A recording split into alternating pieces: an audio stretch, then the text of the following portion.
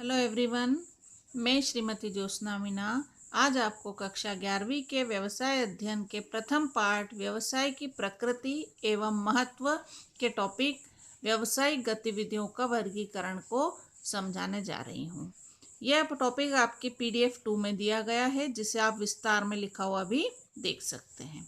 सर्वप्रथम आप देखेंगे व्यवसायिक गतिविधियों का वर्गीकरण दो तरह से किया गया है, उद्योग एवं वाणिज्य। इसे दो भागों में विभाजित किया गया है।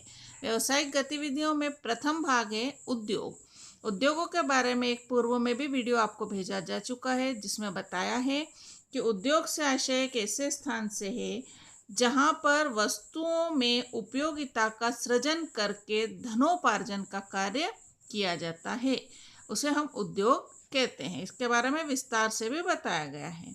सामान्य अर्थों में कच्चे माल से पक्के माल में परिवर्तन करने को भी उद्योग कहा जाता है, किंतु मुख्य रूप में यह उपयोगिता का सृजन करके धन कमाने से संबंधित होता है।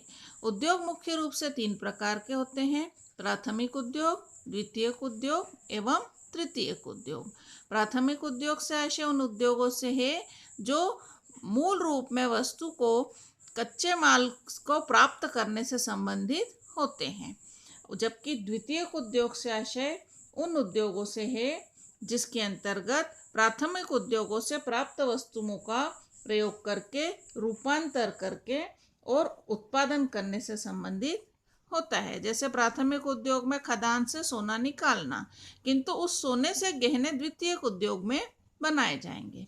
इसी प्रकार तृतीयक उद्योग से आशय उन सभी उद्योगों से है जो सेवा प्रदान करने से संबंधित होते हैं, जैसे डाक उद्योग, बैंक उद्योग, यातायात उद्योग, बीमा उद्योग, भंडारण उद्योग आदि। अब देखते हैं वाणिज्य। वाणिज्य को मुख्य रूप से वाणिज्य से आशय उन सारी व्यावसायिक क्रियाओं से है जिनका संबंध वस्तुओं तथा सेवाओं के विनिमय से होता है एवं विनिमय में आने वाली समस्त प्रकार की बाधाओं को दूर करके उत्पादक और उपभोक्ता में संपर्क स्थापित करने का कार्य वाणिज्य कराता है। या अन्य शब्दों में हम कह सकते हैं कि वाणिज्य से आशय वस्तु के उत्पादन से लेके विक्रय तक की जाने वाली समस्त गतिविधियों के मिश्रण से है।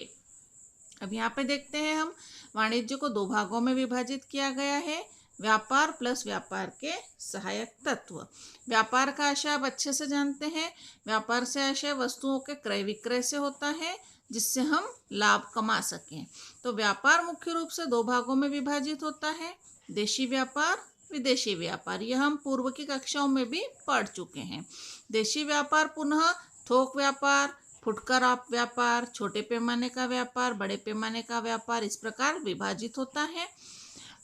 इसी तरह से देशी व्यापार को स्थानीय व्यापार, प्रांतीय व्यापार, अंतर प्रांतीय व्यापार में भी विभाजित किया जा सकता है।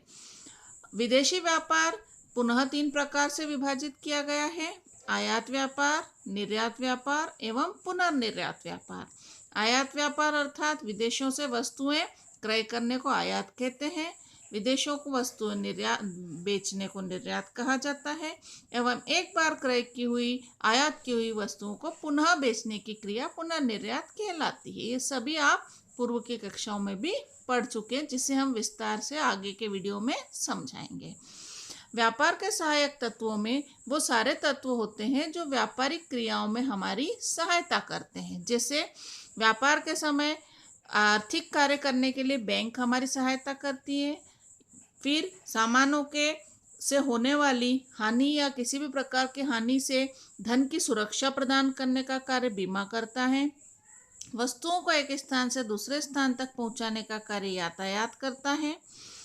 एक स्थान से दूसरे स्थान तक आसानी से बातचीत करने के लिए संचार माध्यमों का उपयोग होता है। वस्तुओं के उत्पादन के बाद उन्हें सुरक्षित रखने के लिए भंडारण का कार्य होता है। उसको आसानी से विक्रय किया जा सके इसके लिए विज्ञापन का कार्य होता है। वस्तु की सुरक्षा के लिए पैकिंग का कार्य होता है। ये सारे सहायक तत्व होते हैं जो व्यापार के कार्य में हमारी सहायता करते हैं, जिससे हमारा व्यापार अच्छे से चलाया जा सके। जैसे बैंक, बीमा, यातायात, संचार, भंडारण, विज्ञापन एवं पैकेजिंग। यही सब व्यापार के सहायक या सेवा क्षेत्र के उद्योग भी कहलाते हैं।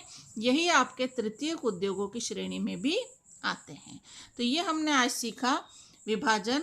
इसका हम एक फोटोग्राफ भी आपको भेजेंगे जिसके माध्यम से आप इस चार्ट को उतार सकेंगे। धन्यवाद।